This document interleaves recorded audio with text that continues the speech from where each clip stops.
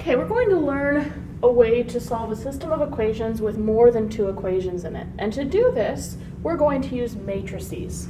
So an M by N matrix is an array of numbers with M rows and N columns. More often than not, we're going to be dealing with square matrices. Square matrices are matrices with the same number of rows as they have columns. Now, consider this system of equations. It has three variables, x, y, and z, and three equations. There are two matrices associated with this system. The first is called the coefficient matrix. The coefficient matrix of a system is a matrix consisting of all the coefficients of each of the equations, but it won't have what they are equal to on the right-hand side. So the matrix here is going to be surrounded by square brackets. The first row will be the coefficients of the first equation, which are the 2, the -3, and the 1. Make sure to leave space between them so that it's obvious that each one is the coefficient of a different variable. Okay. The second row will be 1, 4, -5, the coefficients of x, y, and z in the second equation. You'll notice what we're really just doing is a version of note keeping, where we don't need to write the x, y's, and z's because we know that the numbers in the first column are always coefficients of x, coefficients of y, coefficients of z. The last row will then be -3, 1, 2. And this is the coefficient matrix of the system. Now, obviously we're missing information. We don't need to write the x, y, and z because they're represented by which column the number is. But we should include the right-hand side of each equation. So this is what we use something called an augmented matrix for. An augmented matrix is take the coefficient matrix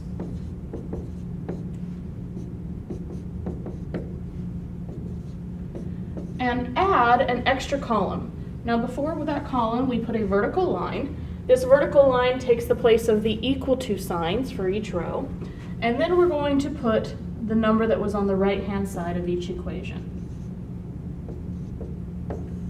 This is the augmented matrix of the system. Each line represents an equation. 2 times x, because it's in the first column, plus -3 times y, because it's in the second column, plus 1 times z, because it's in the third column, equals 1. And we could read the system back off the matrix.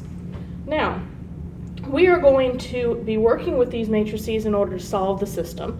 And during the process, our goal is to reach something called row echelon form. Now, row echelon form of a matrix has three different characteristics. The first is the first non-zero entry in a row is always 1. Okay. So if we're looking at each row, we might have zeros, but the first number that's not a 0 has to be a 1. Okay. The second is that all rows that only have zeros must be at the bottom. So we're actually going to end up with lots of zeros in our matrices. And we just want, if a row has only zeros, it to be at the bottom instead of somewhere in the middle. And the last condition is a little bit harder to understand before we start seeing some examples. But it is that if you find the leading entry from each line, the first non-zero number in each line, they must go down and to the right. So, rows are arranged so that the column containing the first non-zero entry in any row is to the left of the column containing the first non-zero entry in the next row.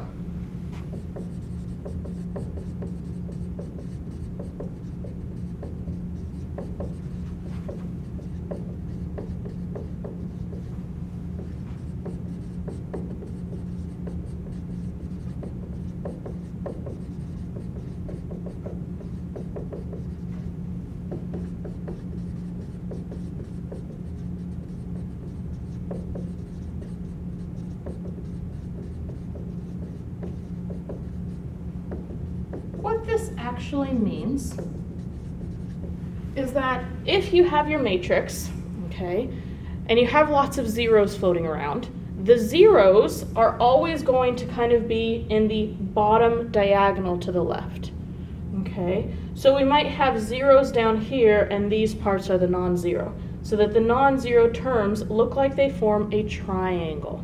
In fact, it's sometimes called upper triangular form. Now, in order to actually do this, we are allowed to do three things to matrices. And they're reminiscent of what we did to solve a two equation system by elimination. So first of all, it does not matter which order we write equations in a system. So we are allowed to interchange any two rows. Okay. Second, remember when we were doing elimination, we wanted something to cancel, so we would multiply an equation by a number so that they would cancel when we add them. So you are allowed to multiply a row by a non-zero number. The non-zero is in there because if you happen to multiply a row by 0, it makes the entire row 0 and you just lost a lot of information. So we want to avoid multiplying by 0. The third condition is the most important, but it's also the hardest to understand. It's the actual act of adding two equations together to cancel a variable. Okay? It's that you can replace a row by its sum with a non-zero multiple of another row.